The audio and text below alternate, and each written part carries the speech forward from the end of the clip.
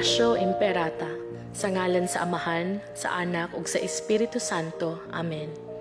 Diyos among Amahan, misangpit kami kanimo, niining panahon sa among panginahanglan, nga unta mapanalipdan mo kami, batok niining hulga, sa 2019 and coronavirus nga mikalas na sa pipila ka mga kinabuhi sa among kaigsuunan ug nakiagom sa kadaghanan.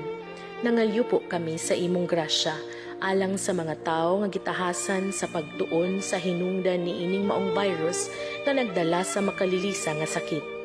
Giyahi ang mga kamot ug lamdagi ang mga hunahuna sa mga doktor na nag-alima sa mga masakiton subay sa ilang katakos ug dinuyugan sa gugma ug kaluoy.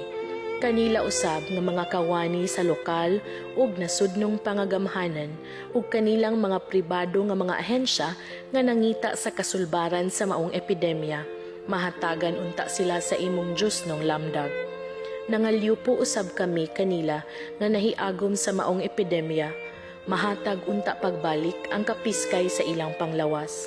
Itanyag kanamo ang grasya nga magkahiusa kami sa pagbuhat alang sa kaayuhan sa tanan ug pagtabang sa mga nagkinahanglan.